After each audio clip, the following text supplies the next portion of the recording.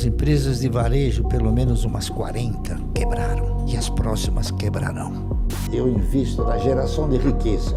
Então eu digo a vocês o seguinte: varejo não gera riqueza. A gente sempre teve um posicionamento muito claro sobre varejo. Se tem varejo, a gente não investe.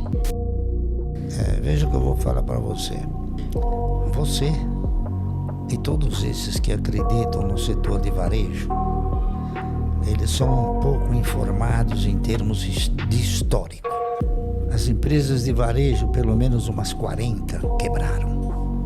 E as próximas quebrarão. Magazine Luiza um dia vai quebrar. Eu não sei quando, mas ela vai quebrar. Eu não sou profeta. Estou falando em termos de histórico. Veja bem, quebrou o seu Gears, quebrou a Casa Centro, quebrou o Mapping, quebrou a Sloper, quebrou a Ultralar, quebrou, e mais que eu já nem me lembro, né? Há pouco tempo atrás, a máquina de vendas também está pendurada, né? A Via Varejo está pendurada, se eu não tivesse colocado 300, 400 milhões. O que acontece no Brasil, principalmente, é o seguinte: o setor de varejo é um setor que ele é manco. Ele não tem uma conotação confiável na sua operacionalização. Por quê? Porque o governo ele engana você e engana todo mundo, tá certo? Ele diz para você que a inflação é 8% quando é 40%, tá entendendo? Então o que acontece? No varejo você compra um produto por R$1 e você fala, bom, eu vou vender esse produto em 10 parcelas ganhando 100%, tá correto? Então você vai vender por 2. O que ocorre? Durante o transcorrer, a inflação ela corrói de uma forma vingativa, até eu diria. Então, quando chegou na metade do caminho, aquilo que você vai receber R$2 no fim da linha, você já tem que comprar esse produto por R$2. Então, o varejo é uma atividade que você tem que estar sempre aportando recursos, sistematicamente. É por isso que, na minha avaliação, ele não é um setor bom. Então, quem compra varejo é porque ele desconhece isso, tá entendendo? E nós não desconhecemos. É por isso que a gente não compra varejo, né? Agora estamos falando varejo de eletroeletrônicos e linha branca, tudo aquilo que você pulveriza aí numa venda de 10, 15 parcelas, tá entendendo? Os outros varejos que são bons, a farmácia, por exemplo, bem administrada, é um negócio bom, tá certo? Raia Drogasil, por exemplo, é uma empresa cara, mas que...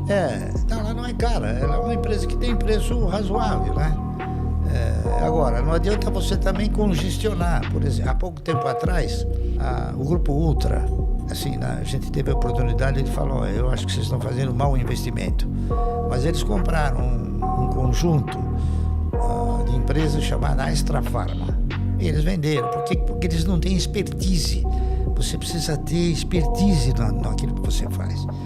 E dificilmente alguém vai ter uma expertise melhor do que a Drogasil, tá entendendo? Quais são outros setores, né, fora o varejo eletrônico, digamos assim, que o senhor considera os piores setores para se investir na bolsa? Aqueles arriscados que você não olha? Olha, eu acho... Tem um setor, tem um ditado que diz tudo que sobe cai, né? O setor de aviação, por exemplo, né? Não digo que todo vai cair, mas o setor de aviação, ele sempre foi muito afetado pela ingerência do governo, né? A ANAC, o preço da passagem, o preço do combustível, um monte de coisas, né? Então, é um setor que eu não aprecio muito. Eu não aprecio muito, não aprecio nada, tá entendendo? Por exemplo, construção. Também eu não aplico em construção. Shoppings também a gente não investe porque também é um negócio que não dá resultado, né? Turismo também eu não aplico. A gente só procura desenvolver aplicações onde você vê o cifrão saindo. O cifrão indo embora não é muito desejado. Você tem que ver o resultado, a perspectiva de resultado, né? Então, o importante é você investir naquilo que gera resultado. Isso é fundamental. Eu invisto na geração de riqueza. Então eu digo a vocês o seguinte: varejo não gera riqueza, não gera riqueza. Quem gera riqueza é a Brasmotor, é quem faz a geladeira, não quem vende. Ele gera riqueza.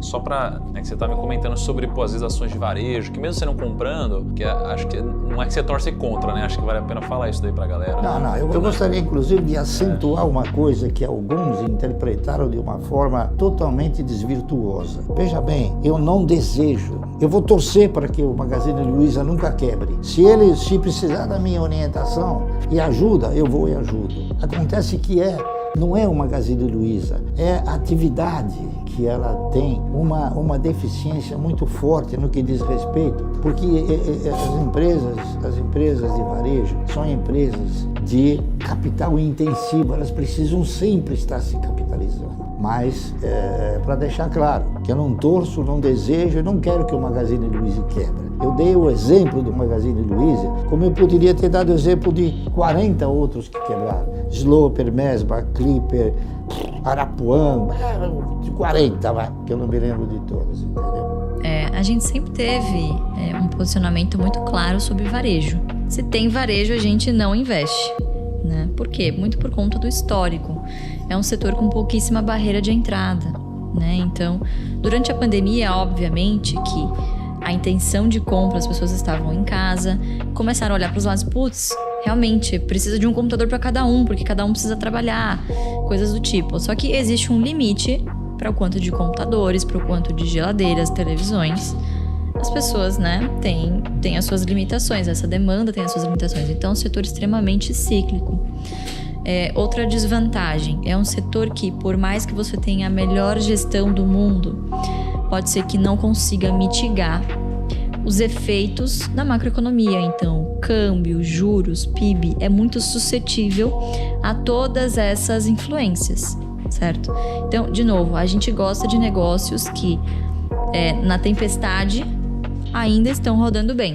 Obviamente sofrem, mas que são mais resilientes, são mais perenes do que o varejo, que é extremamente cíclico e dependente de PIB, de renda. Então, explicando sobre essa situação, ele foi muito claro. Ele falou, olha, só a gente pegar o histórico de grandes empresas que na época ninguém imaginava que iam quebrar e quebraram.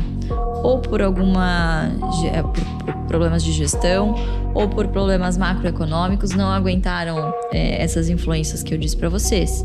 E, obviamente, seguindo, né, o que é constante no passado, é provável no futuro, um dia o Magazine Luiza vai quebrar. Essa foi a frase que foi dita. E aí, obviamente, meu Deus, o Magazine Luiza vai quebrar, porque o timing foi maravilhoso, porque foi assim, tava começando a cair, a empresa bateu 25 e tal, e aí caiu, tal, e todo mundo, não, R$12 tal, tô pra comprar. E aí veio, sei lá, bateu uns R$4. Então, não sei, eu prefiro olhar de fora, e se você tá no papel, a gente não torce nunca pra que as empresas quebrem, né? Então seria ridículo. Mas na nossa tese de investimento, o que faz sentido para acontecer é o Magazine Luiza um dia quebrar, como Via Varejo, como várias outras que foram citadas e como já aconteceu. Por exemplo, Ricardo Eletro com a Insinuante, né, que se juntaram e fizeram a máquina de vendas. Faliu. E era um grande conglomerado, recente. Acho que pediram RJ e pediram a falência e revogaram a falência e deram falência de novo.